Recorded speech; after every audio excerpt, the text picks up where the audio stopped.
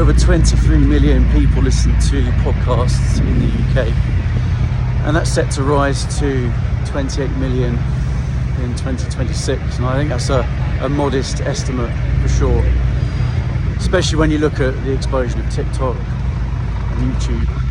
It's going to escalate that growth, and that's exactly why I'm heading to the podcast show in Islington, going back to the Business Design Centre. I was there last year, so yeah, lots happened in the last 12 months.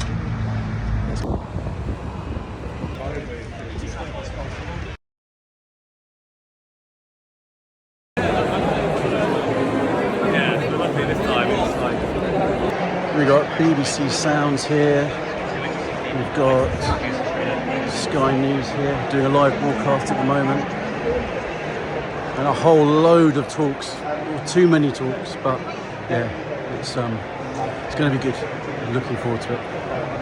Yeah, I mean, it's massive. As a starting point, video the podcast is key, because if you're launching a new podcast, the challenge that you've got is, I mean, there are two problems in podcasting that we identified at the start, which is commercialisation and marketing. And the reality is that for sponsors like Vodafone and the agencies that look after them, the challenge they consistently say to us is that we wanted to expand. We realised we were sort of talking to people who weren't necessarily always rugby fans. It shows a space shuttle launching. I assure you, the space shuttle is often very positive, and even if it's a bit critical, it comes from quite a good place. Might have moved on, some people might be aware of what's going on, but some people might not. So what you've got to do is you've got to tell a compelling story. You've got to provide what's needed, but the analysis that they can't get elsewhere. Like the filming process, because obviously when we're watching it, we see Alison with all the ghosts, and you can tell by what she said that you probably know who she's talking to. So as Ren, but he's able to produce a lot of content from that one environment. So I think it's about being smart with it. I think shorts, TikTok, Reels, of course, is so important. But really, I think the long form is where you're going to get the true value, and it's worth putting that time in from day one. And to have a niche and providing a type of content that is really specific. We're not in an echo chamber in our podcast. We still are bringing on people who, you know, might not fit the kind of political profile of an average newsagent's listener. And when we get those people on, we hear about it. And So that's the podcast show, day one, done and dusted. I think the key things for me to take away from today is definitely, well, a big thing is seeing the world of YouTube and the world of podcasting collide together. Some massive opportunities in moving from audio to YouTube. And I've said before that I think when it comes to brands, and it transpires media companies, certainly traditional ones, that YouTube is one of the most underrated platforms out there. The discovery potential of YouTube is just immense. Introduce obviously YouTube Shorts into the mix, the shorter form content, and with some of the topics that all the podcasts at this show cover, there's such massive potential. They're literally sitting on YouTube gold. And I had a really good chat with Jordan Schwarzenberger, who's heads up Arcadian Media and works with the Sidemen, so you know he knows a thing or two about YouTube for sure. It was really interesting talk, and we talked about how brands can learn so much from YouTubers, generally from the creator economy, because they're so plugged into their audiences and understand what they want and what to give them. So yeah, hopefully get him onto the pod. There'll definitely be a good chat.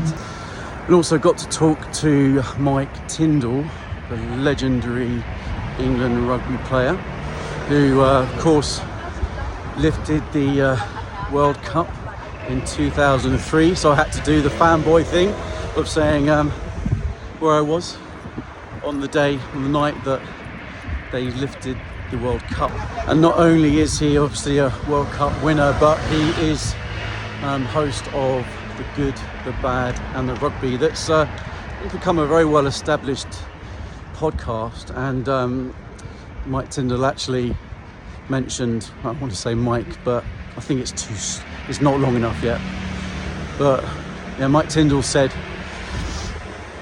it's interesting at the moment, we have Sony across the way talking about how video and YouTube is an important part of podcast strategy.